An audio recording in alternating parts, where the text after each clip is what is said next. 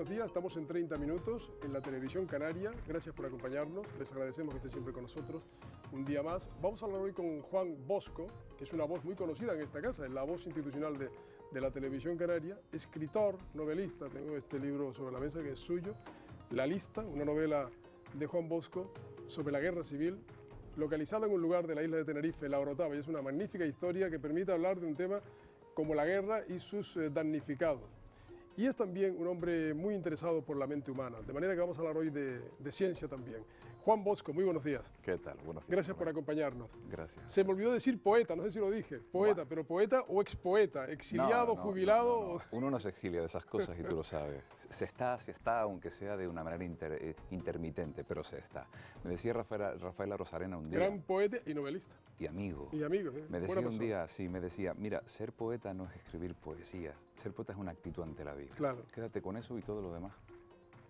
Lo citas al principio de la novela, le dedicas prácticamente a él, entre otros amigos, a don Rafael Rosarena, que a todos les mostró un camino, ¿no? A todos los amigos sobre cómo escribir, cómo... Él fue un pionero en esto también de asomar la cabeza. Sí, yo aprendí mucho con Rafael, sobre todo porque tuve la inmensa fortuna de conectar con él y de conocerlo en un momento muy concreto, a través de familiares, amigos comunes. ¿Cuando vivía solo en Bajamar o antes? Un poquito antes, sí. Y a través de la poesía que entonces yo hacía, nos conectamos y a partir de ahí surgió una amistad muy entrañable y aprendí mucho con él. Cosas que han sido pilares fundamentales en el trabajo que he realizado en todos los ámbitos de mi vida posteriormente. Es que él era muchas cosas a la vez. Sí. Era un gran naturalista, vocacional, un gran poeta, el autor de Mararía, la novela Mararía, que él, por cierto, decía que estaba harto de que le recordaran que era autor de Mararía. Su novela era Cerveza de grano rojo. Cerveza de grano rojo. Insistía. Que la leyéramos y que nos olvidáramos de Mararía. Sí. Y esta novela, La Lista, Juan Bosco, es una novela que te ha costado mucho trabajo. Costó lo suyo. Costó lo Tuviste suyo. Que hincar los codos ahí. Claro, bastante, porque uno no puede hablar por mucha ficción que elabores, siempre que la engarzas en un entorno histórico, tú tienes que documentarte, tienes que estudiar, tienes que formarte, tienes que investigar. Y eso requirió tiempo, bastante tiempo, horas, muchas horas. Sobre todo de documentación oral, de hablar con mucha gente. Sí, de hablar con mucha gente. Testimonios. También tuve la fortuna en ese sentido de recordar muchas conversaciones entre mis padres, mis abuelos, etc. Y todo eso va quedando ahí en un pozo, ¿no? Y cuando surgió la idea de trabajar en este libro, todo eso brotó. Y empecé con las notas, etc. Y luego fui recabando información de libros que llegaban a mis manos y luego me metí en el archivo municipal. Y pude tener en mis manos las actas municipales de enero del 31 a enero del 41. De ahí claro, es que es el periodo de la novela que estamos mostrando, porque les vamos a recomendar que la lean. Es una novela, es de 400 y pico páginas, pero no se asusten, las novelas buenas. Esta es una buena novela, a uno le agradece que sean largas, que no sean cortas. Te voy a pedir, Juan, que nos leas el primer párrafo de tu novela, el comienzo, el capítulo 1, para luego empezar por ahí. Habría sido distinto si en junio del 36 aquel tipo hubiera disparado el arma contra el general Franco. Pero no lo hizo, y por eso la noche era ahora una consecuencia de aquel desacierto. El perdón está cosido a la piel de quien lo ejerce. Las reacciones, en cambio, se hallan más adentro y cuando brotan resulta que tienen olores caseros y se convierten en las madres del sentir y del obrar. Pero es que empiezas por una historia que fue real, que fue un atentado a Franco, frustrado un mes antes del golpe de Estado. ¿Cómo fue aquello? Justo. Mira, dándole vueltas a eso, incluso tiempo después, porque este texto tiene 5 años de vida ya, yo creo que aquel día fue fundamental en la historia del país. En la historia del país, porque creo que no solamente por el atentado frustrado, lo que pudo haber sido si llega a ejecutarse, si hubieran matado a Franco. Exactamente, sino la presencia de Franco aquel día en La Orotava, yo creo que esconde muchos misterios. ¿Sí? ¿Crees que hay algo detrás de esa presencia? Yo creo que hay algo detrás. Creo que incluso hay, y me voy a atrever a decirlo, probablemente incluso un emisario que recoge una información y esa misma noche viaja a la península a hacer supuestamente el curso de comandante, y yo creo que cabe la posibilidad de que trasladar una información a Emilio Mola o a quien estuviera en ese momento al frente el golpe. Sí, un mes después se produce el golpe de Estado. ¿Por qué se frustró? ¿Por qué falló el atentado a Franco un mes antes en La Orotava? La Orotava estaba, según cuentan algunas crónicas, sobre todo la de Juan del Castillo, La Orotava estaba tomada esa tarde por policías secretos, guardias de paisano, falangistas que habían venido de Santa Cruz, de la área metropolitana, para estar presentes allí, hacer presión y vigilar a todo el mundo. Y se cuenta incluso que el personaje que iba a llevar a cabo este acto tenía la connivencia del alcalde accidental. Hay algo ahí que no se acaba de saber del todo y que, ¿sabes cómo son estas cosas? Que es mejor no tocarlas demasiado porque todavía se pueden herir demasiadas sensibilidades. Claro, hay gente todavía, hay hijos, familiares. Sí, sí, sí. En la novela cuentas, en la lista cuentas una historia de una lista de 86 personas que van a morir y que hay un personaje que a mí me encanta, que es el del fraile Lucas, que es el que tiene en sus manos esa lista, el que está viviendo una historia de amor con Rosa, de historia curiosa, tiene un papel decisivo con esa lista. ¿Esa lista es real? No es real. Eso es ficción tuya. Eso es ficción. A partir de un hecho del recurso de que había efectivamente una represión, a pesar de que no hubo guerra, porque a la gente la estaban matando después de la guerra. La había, mira. Yo conozco a nietos de personas que desaparecieron de la misma manera que se describe en la lista. Suena la puerta, abren la puerta y hay unos personajes que se lo llevan en un coche, en pijama, y ya no vuelven más. Son las brigadas del amanecer. Las brigadas del amanecer, tremendas, exactamente. Sí, sí, sí. Y eso lo utilicé como punto de partida para el recurso ficticio, ¿no? Que no es sino una manera de hilar la historia como justificación para, digamos, la trama real que yo trato de contar, que no deja de ser una historia que ha estado de algún modo vetada a lo largo de todos estos años por acción directa o por omisión consciente o por sabe Dios qué, ¿no? Pero que está ahí y que, como he dicho en otros medios, o exorcizamos nuestros fantasmas. Hay que sacar los fantasmas, sí. Exactamente, o no caminamos adelante. Porque aquí no hubo guerra, esa es la primera historia, no hubo lucha armada, pero hubo muchas víctimas y bajas después de la guerra y durante la guerra que desaparecían de una manera que no acaba de ser aclarada. Muchos en el mar. Aquí contamos en 30 minutos, lo recordarán ustedes, con Miguel García Morales y Pedro Guerra, que, a propósito de un documental sobre Domingo López Torres, un poeta al que le quitaron la vida en alta mar, pues lo mataron en un saco y lo tiraron al mar. Y desapareció jovencísimo. Como él, muchos, ¿no? Como él, quizá más de los que pensamos. Hay datos de algunos historiadores que son escalofriantes, que llegan a hablar de 1.200, 1.300 desaparecidos solamente en la provincia de Tenerife. Eso es mucha gente. Y en un lugar donde no ha habido confrontación armada, como ya he dicho en otros sitios, eso tiene un nombre y es genocidio. Genocidio, sí. La cima de Ginamar en Gran Canaria, el Teide en Tenerife, son lugares donde parece que enterraban a los desaparecidos de manera Se sabe secreta. Que, exactamente, las cañadas del Teide probablemente tenga una serie de cimas volcánicas que es más que seguro que contengan los restos de muchísimas personas, entre ellas el que fuera alcalde de Santa Cruz en aquel momento del alzamiento. Suárez. Tú cuentas, y digo, una historia de amor también en esta novela. Sí. La hija de unos condes de La Orotava, el fraile. No desvelaremos cómo acaba la historia de amor, pero es verdad que aquí hay una especie de... En algún lugar te han dicho que has hecho un thriller romántico. Sí, sí, lo han dicho. Está bien la definición, ¿no? Sí. Hombre, hay una cosa que a mí me preocupa siempre en todo lo que hago y ahora en lo que escribo. Para mí las cosas tienen que servir para algo. Y yo intenté y sigo intentando que esta novela tenga una utilidad. Y entonces, para mí es muy importante que un trabajo destile humanidad. Y eso solamente en una novela puede ser a través de los personajes y las características de estos. También uno escribe evacuando contingencias propias y utiliza a los personajes siempre para... Siempre es autobiográfico. Exactamente. Y hay mucho en los personajes de la novela, en algunos hay mucho de lo que conozco, de lo que he vivido, de lo que he sido, de lo que han sido las personas que me han rodeado. Y digamos que hay un reparto de condición interna. A ver quién se identifica en la novela cuando la lee. Este soy yo, este es el amigo, porque de todos hay a tu alrededor. Todos hay, claro que sí. Estamos hablando con alguien que empezó siendo cantante y compositor, cantautor. ¿Por qué lo dejaste? Mira, Eso fue una etapa muy, muy bonita y muy intensa de mi vida, que duró 10 años, en la que se fueron dando escalones, escalones que venían por sí solos y cuando uno se veía sobre ellos decía, vaya, esto parece que va en serio. Voy subiendo, y sí. continuamos.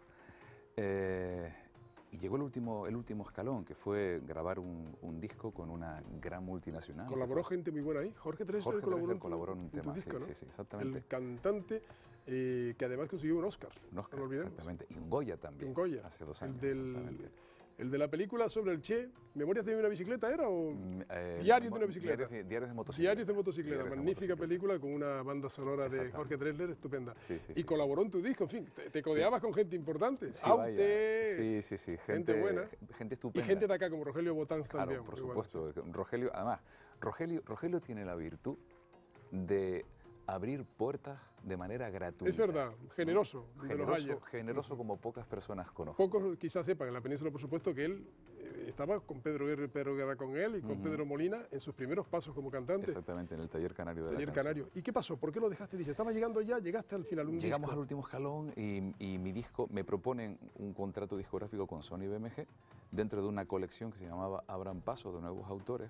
Y en ese mismo momento se produce la quiebra total de la industria discográfica. Tremenda. Tremenda.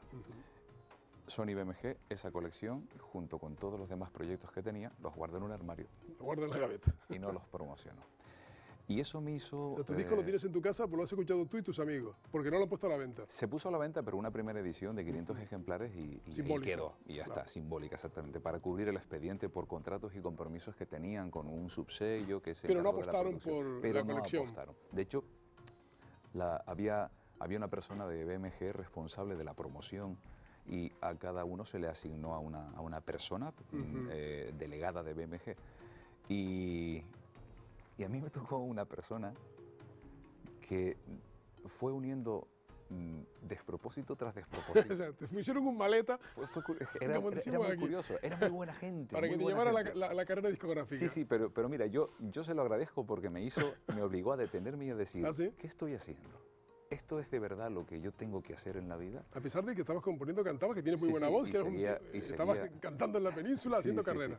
Sí. Pero pero porque para mí es importante, muy importante, saber si lo que estoy haciendo, más allá de que me guste más o menos, eso viene después. Para mí es importante saber si eso es lo que yo tengo que hacer en la vida. Claro, no se puede hacer todo a la vez, hay que elegir.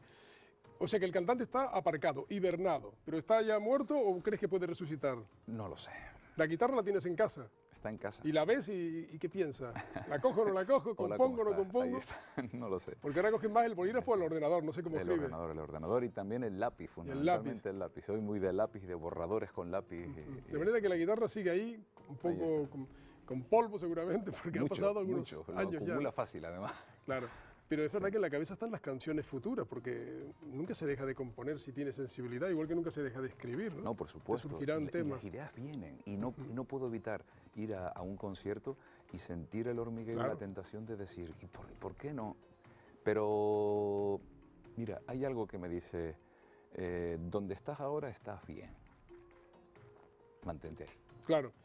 Estás haciendo cosas aquí en la casa, en televisión, poniendo tu voz. ¿Qué tal te va esa faceta de voz oficial, institucional de la televisión canaria? Bueno, son ya 4 años. 4 años prácticamente, sí. Y muy contento porque, bueno, es, digamos, en el ámbito de los medios de comunicación canarios es el medio. Y yo llevo por lo menos 15 años haciendo locución publicitaria. Y cuando me llamaron hace 4 años, Chus Barrera, en nombre de Guillermo García, para proponerme la voz de la televisión autonómica, fue como un upa. O sea, te vino bien, te vino caído del cielo. Sí. Te encanta, sí, claro. Y eso ha dado de sí también, que el trabajo fluya más. Claro, está la época como está. Tú eres un freelance de la publicidad y de la locución que cuesta ganarse la vida, ¿no? Ahora cuesta muchísimo. Mucho, claro. Y no digo como escritor, que cuesta muchísimo. Bueno, esto es algo que, como dice mi padre, si suena la flauta. Si suena la flauta, un buen libro se puede vender mucho, pero ¿cuántos libros al año? Miles, 7.000, 70.000, no sé. Salen 70.000 libros al año. El otro día leí un dato que yo dije, bueno, ya puedo esperar 70.000 libros. Ahora mismo, el libro más vendido es el último de Eduardo Mendoza. Eduardo Mendoza. Suele ser un autor de Exactamente. No ha vendido en lo que va de año sino 800 y pico ejemplares. Y está en las listas es un superventa. de más vendidos. Entonces uno dice... Bueno, pues nunca se sabe. Bueno, estas cosas son tan... Eso nunca se puede tampoco medir a priori. Sí. ¿Y la poesía también la aparcaste? No, la poesía no está aparcada. La poesía sufre intermedios, como en las películas. Eso está bien. En las películas de televisión, básicamente, aunque aquí no. Aquí... Nunca mejor dicho, hablando de la publicidad. Estás en el intermedio publicitario de la poesía. Sí. La poesía tiene sus tiempos. Hay un antes y un después que se marca en el trabajo con la poesía, que es en el 98 que... Ganaste un premio importante, el Julio Tobar. El Julio Tobar, sí, me llega el Julio Tobar con una obrita que se llamaba Mínima, que marca eso, un antes y un después, digo, en el trabajo con la poesía, y a partir de ahí todo cambia con las palabras. Y me empezó a costar encontrar la misma frescura que en Mínima para volver a escribir poesía. ¿A qué atribuyes que entonces si lo tuvieras, esa frescura y que luego se te fuera? Lo que llaman la inspiración, o como se quiera llamar. No lo sé, yo creo que la vida tiene tantas circunstancias que te transforman en cada minuto, en cada segundo de tu existencia, que nunca sabes qué va a ser de ti al día siguiente. Y nunca sabes qué va a suceder dentro de ti tampoco dentro de media hora. Eso está en la mente humana de la que enseguida hablamos. Claro, has elegido de escribir poesía, que es una cosa que me apasiona, pero que conste que es un arte instantáneo prácticamente, a meterte en estos asuntos que son día tras día, hora tras hora, con un masoquismo y un estajanovismo digno de encomio, ¿no? Porque es verdad, escribir literatura en prosa cuesta mucho trabajo. Cuesta mucho tiempo, ¿no? Cuesta muchísimo mucha trabajo. Disciplina. Mucha dedicación, sí. De hecho, este texto, el primer manuscrito, hubo 6 versiones de esto, pero el primero surgió gracias a que pude disciplinarme con un régimen de escritura de 8 o 10 horas diarias durante 4 meses. O sea, ¿qué hacías? ¿Te levantabas? Me levantaba, desayunaba y me iba a escribir. Y te pegabas 4 o 5 horas hasta que almorzabas. Exactamente, almorzaba, descansaba, volvía a escribir, me acostaba y así estuve, descansaba. ¿Y cuántos folios al día? Porque hay muchos escritores que ven este programa y que están empezando y dicen, ¿qué debo hacer para escribir un libro? ¿Tú cuántos folios escribías por libro? Mira, en esto... Yo oigo a escritores hablando de la manera, la dinámica de trabajo que tiene, la metodología que siguen. Yo no tengo metodología, yo necesito ver cómo me siento en cada momento. Y hay momentos en los que me pongo delante del ordenador y no pasa nada. Cierro el ordenador y ya está. Hay momentos en los que me pongo delante del ordenador y viene una palabra y esa palabra hace de interruptor. Y ahí a lo mejor, pues un día me salen 7 folios, 15 folios. Otro día me sale 1. No me marco objetivos, porque si no estoy forzando la máquina y creo que las cosas tienen que venir. Yo tengo con todo esto un sentimiento de, ¿cómo diría yo?, de gratitud, porque no creo que las cosas se hagan por amor al arte. Si uno puede hacerlas, por algo será, y lo que gratis se recibe, gratis se da también. Sí. Si luego repercute de una manera positiva y hay un beneficio, lo que sea, vale, pero que yo creo que las personas que tienen cualidades, y todos tenemos cualidades, son canales a través de los cuales pasa la vida. Y pasa la vida en forma de palabra, en forma de música, en forma de arte plástico, en forma de escultura, de danza. O de carpintero. O de carpintero. Claro, que es muy feliz haciendo sus muebles, exactamente, ¿no? Porque arte puede ser casi cualquier cosa. Y en la Orotava, nunca mejor dicho, con la calidad artesanal que hay en la Orotava. Es verdad, una vez leí, hace muchos años ya, a Fernando Díaz Plaja sobre esto de la disciplina del escritor, que decía, ser escritor es estar un domingo en casa con ganas de ir al cine y quedarte escribiendo. Qué bueno, ¿eh? Pues sí. Eso es tremendo. Sí, lo que te decía del masoquismo. Pues sí. No, además, hay momentos en que te lo planteas de esa manera, no avanzas y no sales. Porque claro, un domingo te vas al cine, el siguiente también, y ya no sé el libro. Claro. Ya te acostumbras a la buena vida. Y estás escribiendo otro libro ahora, otra novela. Estoy con otra novela, sí. Estoy con otra novela. Y que no tiene nada que ver con la guerra civil, nada que ver, con Franco, con la Orotava. Nada que ver, es un registro completamente diferente y nuevo. Este texto, La lista, tiene un punto de partida interno, mío, y es una especie de obligación moral, ¿no? Sí, lo que antes explicabas. Exacto. una cosa que está callada, silenciada, Exactamente. sacar los ¿Qué fantasmas. tal? No soy el único. Romper ojo. el miedo de la habido- gente. Exactamente. Hay mucha literatura en torno a esta época. Incluso los testimonios que te llueven después de leer el libro, de gente que te cuenta, a mí me pasó Eso es esto. algo sorprendente porque se me acercan personas que me cuentan cosas que superan con creces a las ficciones más terribles que yo cuento en ese libro. Entonces es cuando me echo a temblar. Y digo, ¿qué hay aquí? Claro. Que el día que se destape puede levantar muchas heridas viejas, ¿no? Sí, hemos puesto una losa de silencio sobre eso, Sí, sí. que puede ser el miedo o otras cosas también, Exacto. el conformismo simplemente, el mirar a otro Exacto. lado, ¿no? Pero yo creo que el miedo es la piedra de toque de todo esto, que es lo mismo que está pasando ahora. El miedo es el que está... De nuevo, con la crisis. Con la crisis. Nos han metido el miedo, Sí. aparte de la crisis. Una amiga mía dice que la palabra crisis habría que borrarla del diccionario porque si habláramos de otra cosa, igual la crisis desaparecía. Posiblemente, es una buena reflexión. Que tiene que ver también con la mente humana. Sí. Entonces, ¿qué estás escribiendo ahora? Mira, estoy en un texto en el que me meto de lleno con las cuestiones que a mí me interesan, que es la mente, el ser humano, la esencia más profunda del ser humano. ¿Qué somos? ¿Por qué somos? ¿Cómo somos? ¿Y por qué somos lo que somos? Las preguntas que nos tenemos o que nos hemos hecho alguna vez, ¿no? Sí. Porque tú eres filósofo, estudiaste Estudié filosofía y sí. te preocupa mucho ese tema, ¿no? Toda la vida, sí. Sí, ¿no? Toda la vida, sí, y estoy en ello. Y es algo que me ha ido llevando. Ha sido un proceso, porque antes, como dice uno de los personajes de la novela, un ciego no puede guiar a otro ciego, que ya lo dice el Evangelio también. Un ciego no puede guiar a otro ciego. Y creo que uno no puede hablar de procesos que no ha vivido.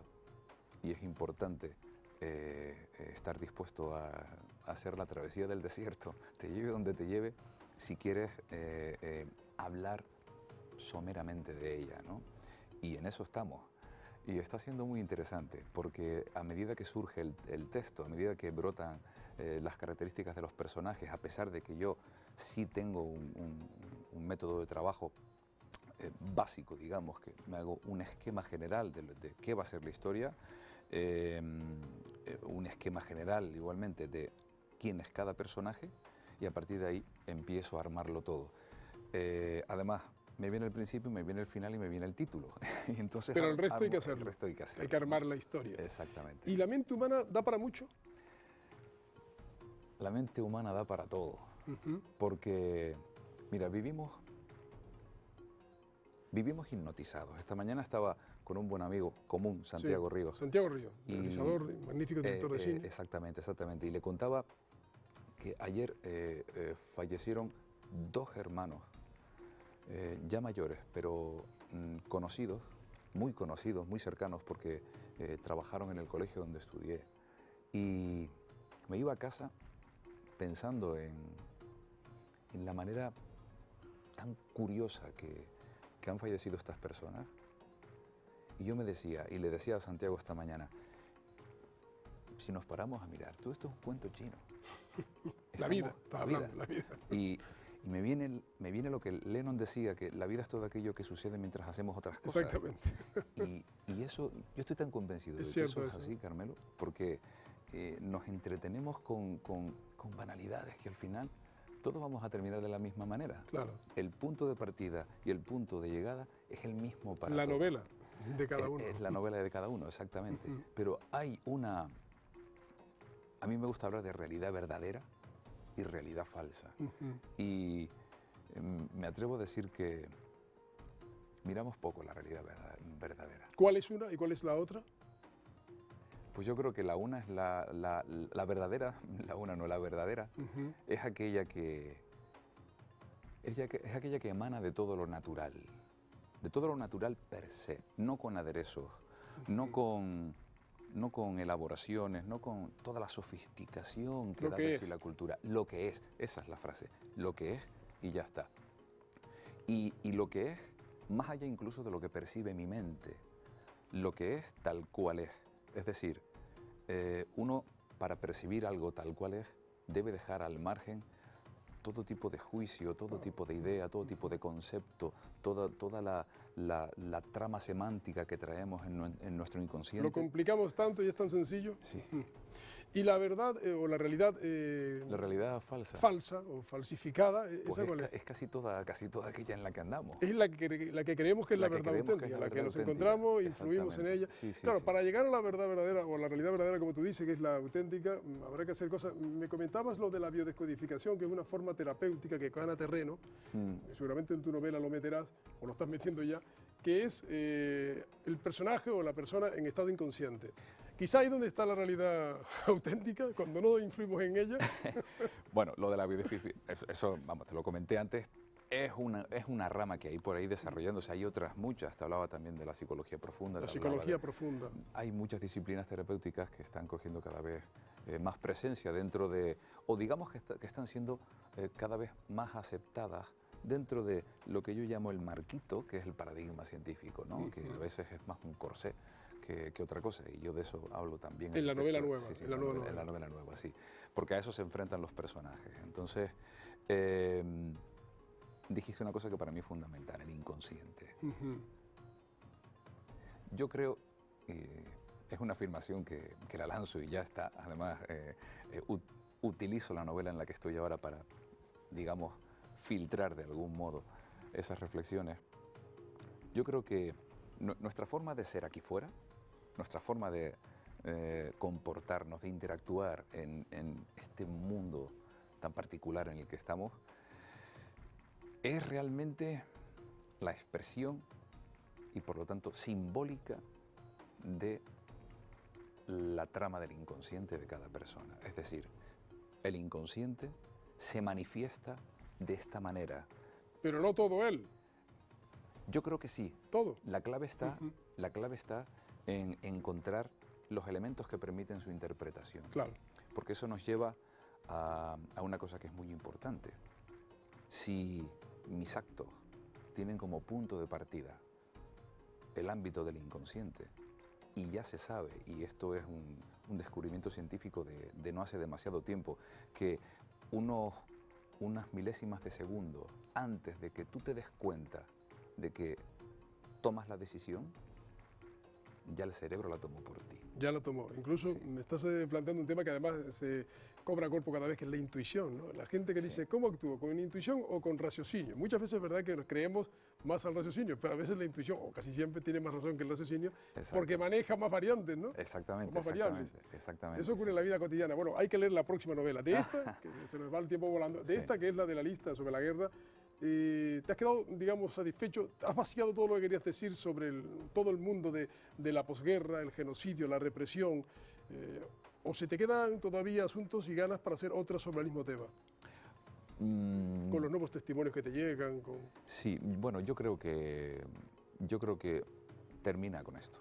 Es una novela que empieza, concluye y se acabó. Es curioso porque hay personas que me preguntan, ¿y lo que estás haciendo ahora es la segunda parte? Claro, No. parece como que vas a seguir la historia, ¿no? Sí, pero no lo es. Esto, yo creo que esta novela tiene un papel muy concreto que se está viendo, que se irá viendo. Está funcionando muy bien. Y Está editada en una editorial nacional, que eso Sí. siempre es un punto porque se distribuye en toda España. Exactamente, Lo cual exactamente, le da sí, mayor sí. proyección a la novela. Exactamente, y ese ha sido el paso más interesante de todos, que cuesta mucho dar Claro. desde aquí, ¿no? Pero porque vamos, para que este libro llegue a estar en las librerías de todo el país, ha vivido un proceso que ha durado Sí, 3 las años. lecturas previas, el no sé qué, el no sé cuánto, los editores no se arriesgan. Exactamente. Hasta que están seguros, ¿no? Exactamente. Sí, Y luego es luchar para que la novela busque su hueco. Claro, es cierto que por lo menos tiene mucho sentido en la Orotava, fundamentalmente, en las Islas Canarias y luego fuera, porque la guerra civil despierta mucha curiosidad. Estamos con el tema de Lorca todavía, buscándole todo lo que no se conoce, ni siquiera los restos donde están. Exacto. Imagínense si quedan cosas por descubrir, ¿no? Queda Por contar. Quizá lo más importante, que es precisamente eso, lo que conecta a las personas con la historia, ¿no?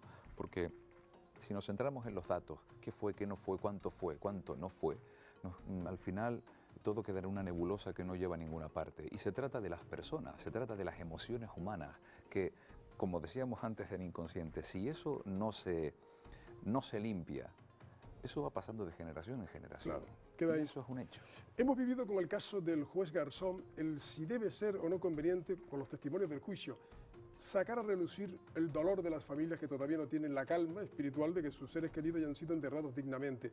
Hay quien piensa que estamos desenterrando también el pleito, la división del país, las dos Españas. ¿Tú qué opinión tienes sobre ese gran debate? Yo creo que... ¿La tumba de silencio o abrir la tumba y que salgan los fantasmas? Mira, las dictaduras latinoamericanas son más recientes que la dictadura española y no han tenido ningún problema a la hora de derogar leyes de amnistía, Sí. perseguir a dictadores militares o lo que sea que estaban todavía vivos y campando a sus anchas por el país. Y aquí no se hizo eso. Aquí también tenemos la losa de los 30 y tantos años de franquismo, que sirvió para, y que dio mucho de sí, pero sirvió sobre todo para transformar la mente de las personas, adaptarlas a una realidad falsa que ha dado lugar a toda una generación de personas que en cuanto a conceptos muy concretos tienen una confusión inmensa, como por ejemplo relacionar república con izquierda radical. Eso es una falacia que tenemos todos metidos en la cabeza. Es un problema de historia, sí, Sí, efectivamente. pero bueno, ahí está. Lo que hay que hacer es leer mucho sobre el tema y esto es una gran oportunidad. La lista de Juan Bosco, no lo olviden, y disfrutarán, es un tema duro, pero disfrutarán de buena literatura. Juan, enhorabuena y muchas gracias. Gracias a ti, Carmelo, Hasta por la próxima invitarme. oportunidad, hasta la próxima novela, que tenemos Bueno. mucho interés en esa sobre la mente humana. Muchas Y a gracias. ustedes también, sigan en compañía de la Televisión Canaria.